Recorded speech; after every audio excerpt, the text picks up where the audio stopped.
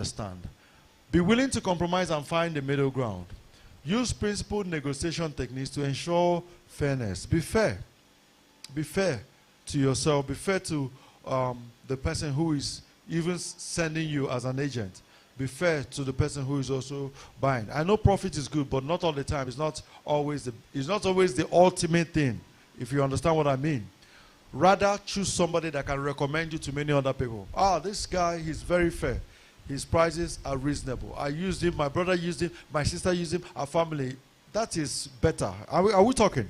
It's better. So learn how to ensure fairness in all your transactions. Next slide, please. Next slide. Manage emotions and conflict. In fact, by the way, who did this slide? You did a very good job. I know I threw it in raw, but it came out nice and very, very palatable. Very palatable. And that is why the prayer worked so much. It's not just to come in here and slides. They made the discourse palatable. Thank you very much, sir. Enough respect. Now, manage emotions and conflict. Stay calm and composed, even in the face of adversity. You must learn to always be composed and mature. You must be calm. Imagine you enter a flight and the turbulence now starts. The air hostess says, you, the passenger, you die before the plane lands. But you see the air hostesses, the plane is doing, they say, tea or coffee, please. Tea or coffee, please. You will hear their voices, tea or coffee, please. You say, if these people can be serving tea and coffee, there's nothing going wrong with the plane. Are you getting me?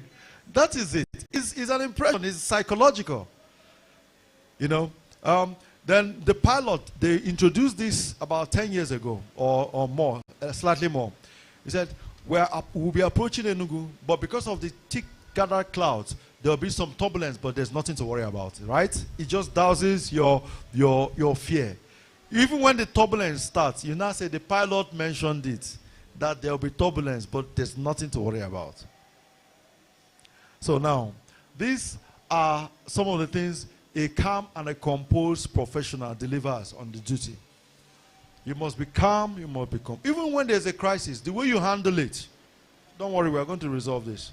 I have a lawyer I'm going to call. There's somebody that can bring a document that we use to sort it out at land. Oh, NGs, that's what they are doing currently. We are going to go there. I know somebody in NGs. He will sort it out. Don't worry. No panic. Your money is not lost. You are a confident seller. People will want to do business with you. You are calm, you are composed. No small thing. Okay, hey, I don't know. I'm afraid, oh. If they come, oh, don't tell them this. Don't tell them that. No. Be calm. Somebody say be calm.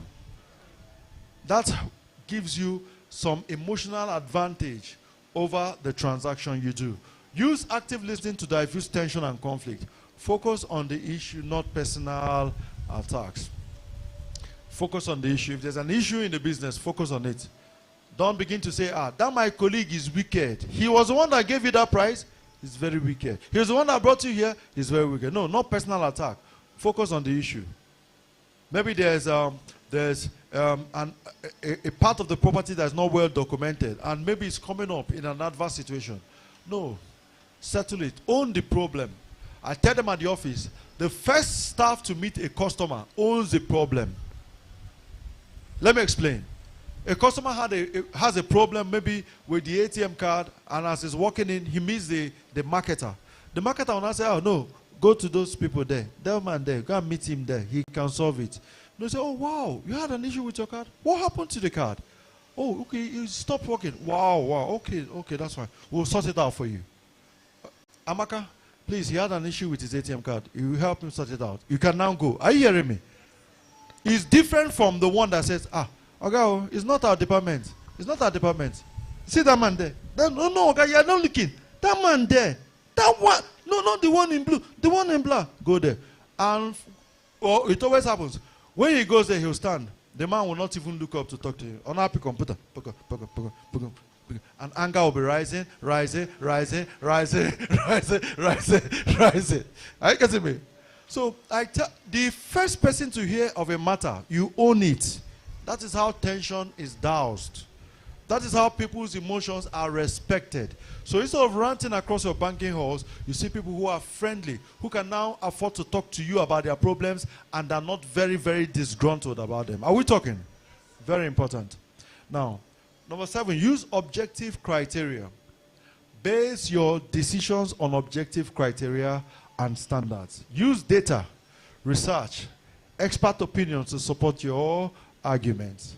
You have to research about a lot of things, about things around titles, things around payments to government. You research. Land use charge is a new thing in the city. Everybody has to pay. Some landlords are beginning to add money to rent because of land use charge. It was not so rampant in the past, but it's become a thing currently. Ground rent.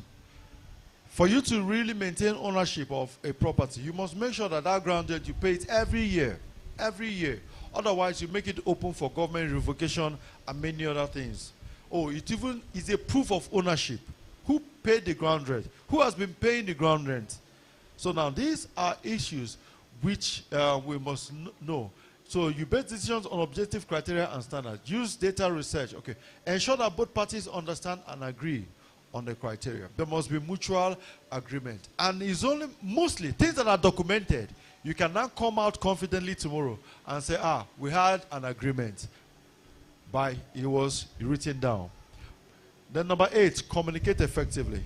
We've talked about communication a number of times to show you that it's so important. We must always, at all times, think of what? Communication. Communication, and it should be clearly. It must be done effectively. Use clear and concise language to convey your message. Ensure that both parties understand each other's positions. Use non-verbal communication to build rapport and trust. In communication as a course, which is not what we're doing today, they say that in any conversation, 10% of understanding comes from the content of the words. The words you used. Get away. These are the words. Then 44%, or let me call it 45%, comes from I need to get it exactly. Content, tone of voice, good. 45% comes from what? Tone of voice. How you said it? Get away. Are you getting me? The tone of the voice, 45. But 55% comes from this thing called body language. Someone say body language. Shall we saw it here now? Watching football. Now come and stand in front of the TV. Honey, welcome. Can I get your food? When you go to marriage counselor, they'll say, Oga, what did you do that made you fight? She came to me and said, honey, no, the woman will start. I just asked him, honey, welcome. Can I get your food? Even the counselor will be confused. Are you hearing what I'm saying? He'll be confused. So, Oga, why would you get angry at this woman that lovingly told you, honey, welcome. Can I get your food? What is wrong in this sentence? Now, same sentence, different meaning, all of them, different meanings. Different meanings. So you find out that 10% is content. Now, your tone of voice carries 45% language. So, not being truthful. American presidents are taught how to use body language to communicate. Many times you see them. I'll drop this microphone. You see them open their hands. They are getting that message from you. Just opening their hands. We're going to make sure that everything we say about the